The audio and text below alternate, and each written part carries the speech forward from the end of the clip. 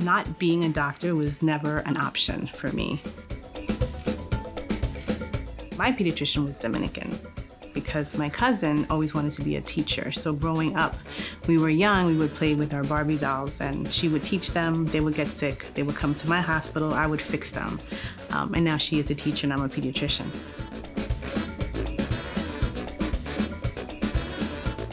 When I applied to medical school, I didn't get in the first time. It wasn't a failure, it was an obstacle. And I think that with that obstacle, I learned a lot about myself, a lot about my strengths. I had a very, very supportive family and they followed me through everything. I am from Washington Heights, so everyone knows it as the Heights. And if you see it on the map, it's called Little Dominican Republic. Washington Heights is a very self-contained Dominican community where everything is Dominican run.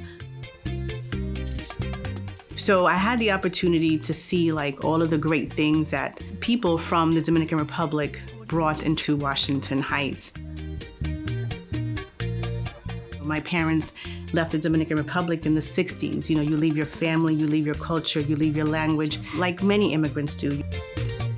You may be doing things that you never thought you would do, but you make sacrifices. So, what I tell my patients is that the biggest sacrifice your parents made was leaving everything they know to come here to make a better life for you. So you have no choice but to make sacrifices and to succeed and to make them proud.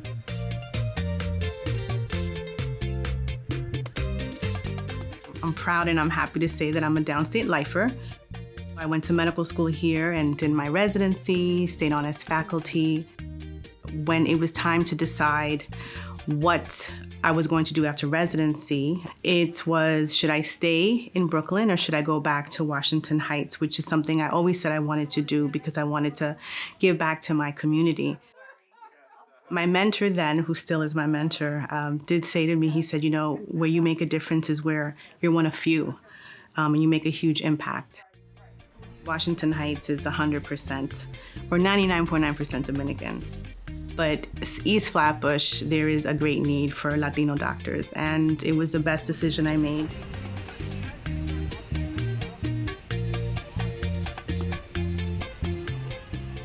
Being a first-generation Latina comes with a lot, especially being a doctor. So I have the opportunity to care for patients not only from the Dominican Republic, from Puerto Rico, Panama, Mexico, Ecuador, so all of the Spanish-speaking countries, South, Central, and Caribbean. It really warms my heart to know that patients come from all over Brooklyn. So I have patients that come from Sunset Park, Bushwick, East New York, and also East Flatbush.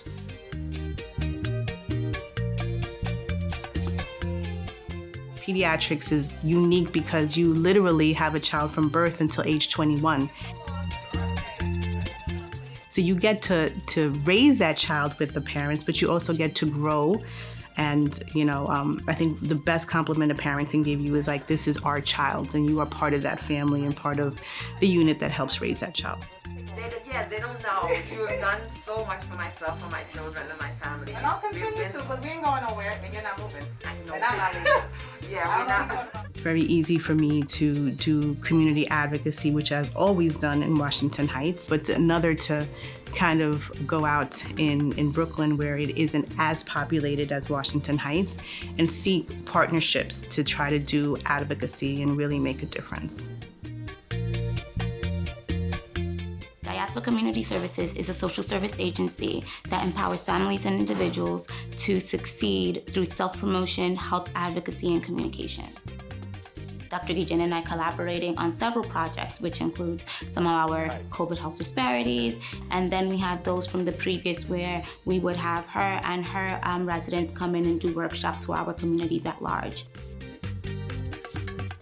When you are raised in a family where it is giving back to your family, your friends, your community that gets instilled in you. Being able to realize that I didn't have to stay in Washington Heights. I came to Brooklyn, I am serving a need, and I am really giving back.